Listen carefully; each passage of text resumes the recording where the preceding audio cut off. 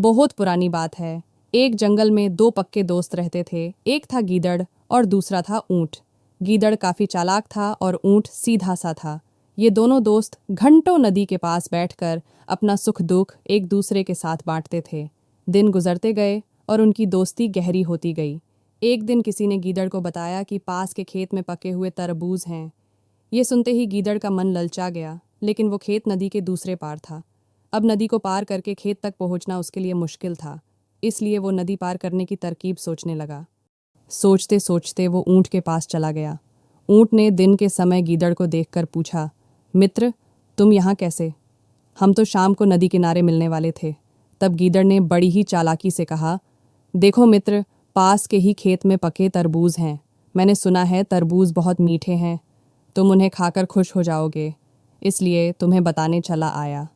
ऊंट को तरबूज काफ़ी पसंद था। वो बोला, वाह, मैं अभी उस खेत में जाता हूँ। मैंने बहुत समय से तरबूज नहीं खाए हैं। ऊंट जल्दी जल्दी नदी पार करके खेत जाने की तैयारी करने लगा। तभी गीदड़ ने कहा, दोस्त, तरबूज मुझे भी अच्छे लगते हैं, लेकिन मुझे तैरना नहीं आता है। तुम तरबूज खा लोगे तो मुझे लगेगा कि मैंने भी खा लिए। तभी ऊंट बोला, तुम चिंता मत करो, मैं तुम्हें अपनी पीठ पर बैठाकर नदी पार करवाऊंगा। फिर साथ में मिलकर तरबूज खाएंगे।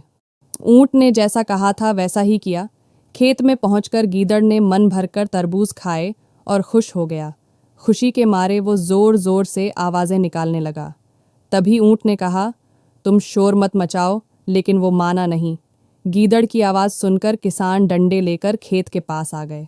गीदड़ चालाक था, इसलिए जल्दी से पेड़ों के पीछे छुप गया। ऊंट का शरीर बड़ा था, इसलिए वो छुप नहीं पाया। किसानों ने गुस्से के मारे उसे बहुत मारा। किसी तरह अपनी जान बचाते हुए ऊंट खेत के बाहर निकला। तभी पेड़ के पीछे छुपा गीदड़ बाहर आ गया। गीदड़ को देखकर ऊंट ने गुस्से में पूछा, तुम क्यों इस तरह चिल्ला रहे थे? गीदड़ ने कहा कि मुझे खाने के बाद चिल्लाने की आदत है, तभी मेरा खाना पचता है। इस जवाब को सुनकर ऊंट को और गुस्सा आ गया। फिर भी वो चुपचाप नदी की ओर बढ़ने लगा। नदी के पास पहुंचकर उसने अपनी पीठ पर गीदड़ को बैठा लिया। इधर ऊंट को मार पड़ने से मन ही मन गीदड़ खुश हो रहा था। उधर नदी के बीच में पहुंचकर ऊंट ने नदी में डुबकी लगानी शुरू कर दी। गीदड़ डर गया और बोलने लगा, ये क्या कर रहे हो? गुस्से में ऊंट ने कहा, मुझे कुछ खाने के बाद उसे हजम करने के लिए नदी में डुबकी मारनी पड़ती है। गीदड़ को समझ आ गया कि ऊंट उसके किए का बदला ले रहा है।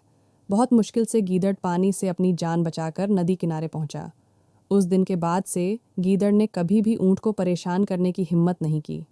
दोस्तों, ऊंट और गीदड़ की कहानी से ये सीख मिलती है कि चालाकी नहीं करनी चाहिए।